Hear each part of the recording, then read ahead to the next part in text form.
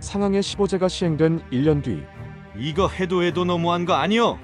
맞소. 조정이 약속한 것은 틀림없이 지킨다는 건 알겠지만 이건 뭐 길에 침만 뱉어도 잡아가니 나 이거야 원. 나는 길에다가 쟤 좀 버렸다고 잡혀갔다니까요. 진짜 이거 어디 갑갑해서 살 수가 없소. 이렇듯 조문의 내용이 너무 엄중했기 때문에 대부분의 백성은 그 법에 대해 상당한 거부 반응을 보였습니다. 이봐 재상, 내 주군, 15제를 시행한 지 1년이 넘은 이 시점에 새 법령의 부당성을 지적하는 사람이 헤아릴 수가 없소. 이거는 좌시할 수 없는 심각한 일이오. 아무래도 법이 자리를 잡기 위해서는 계기가 필요할 것 같습니다. 상황이 이 지경까지 왔는데 재상은 뜻을 굽힐 생각이 없는 것이오. 주군, 지금 태자가 법을 위반했다는 보고가 들어왔습니다. 주군, 법은 만인에게 평등한 것입니다. 똑같은 잣대로 판단한 뒤 벌을 가해야 합니다. 그래도 우리 태자인데 그렇게까지 해야겠는가? 그렇다면 태자 대신 태자를 보좌했던 자와 그의 스승에게 벌을 주겠습니다. 어떤 벌을? 집행장은 듣거라. 태부는 참형, 태사는 경영에 처하도록 하라. 이자가 정말 갈 때까지 가볼 생각이구만. 상항이 지위고하를 막론하고 스스럼 없이 법을 적용하는 모습을 본 백성들은 그의 법을 따를 수밖에 없었습니다. 하지만 네 이놈, 언제까지 네 세상일 것 같으냐? 권불 10년, 화무시비롱이라 하였다. 두고 보자. 그로부터 10년 뒤 사람은 적응이 동물이라더니 이젠 갑갑한 것도 모르겠소. 그러게요. 나는 이제 길바닥에 떨어진 것도 내 것이 아니면 쳐다도 안 봅니다. 그것도 그렇지만 저는 자네 도적들이 없으니 이제야 좀 편히 살 것 같소. 이렇듯 초기에는 강한 거부감을 느꼈던 백성들이 이제는 서로 앞장서서 법을 지키고 전쟁에서는 공을 세우고자 노력하니 사회는 안정되고 국력은 강해지기 시작하였습니다. 주군, 위나라가 마릉전투에서 제 나라에 크게 패했다고 합니다. 손빈이 있는 제 나라에게 말인가? 그래서 말인데 이번 기회에 저희도 위나라를 공격하여 빼앗겼던 황하 근처의 땅을 되찾을까 합니다.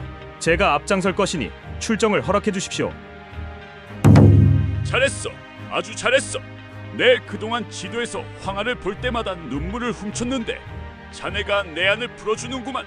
이번 전쟁에서 승전보를 가져온 상황을 높게 치할 것이다. 아주 딱 부러지게 상을 봐오거라. 건방진 놈, 아주 지 세상이구만. 기다려 보시지요. 달도 차면 기운다는 말이 있지 않습니까? 지금은 몸을 낮추고 조용히 때를 기다리시는 게 맞습니다. 재상, 요즘 귀족들의 분위기가 심상치 않습니다. 이제는 어느 정도 권력을 가졌으니 몸을 좀 사리시는 게 어떠신지요? 과거 백리해가 진나라를 다스릴 때는 모두가 그를 존경해 그가 순시라도 할 때면 호위병이 필요 없었을 정도였으며 그가 세상을 떠났을 때에는 모두가 진심으로 슬퍼했습니다. 하지만 지금 여기 계시는 재상은 백성들을 그저 극한 형벌로만 다스려 재상에 대한 원한이 겹겹이 쌓여있어 무장한 군사들의 호의가 없으면 외출조차 힘들지 않습니까? 만약 지금의 왕이 승하하신다면 재상의 운명은 살얼음을 밟는 것처럼 매우 위태로울 것입니다. 자네 얘기는 잘 들었네. 나 역시 그 부분에 대해 걱정하지 않는 것은 아니다. 하지만 나는 내가 가진 힘이 나를 지켜줄 것이라 믿는다.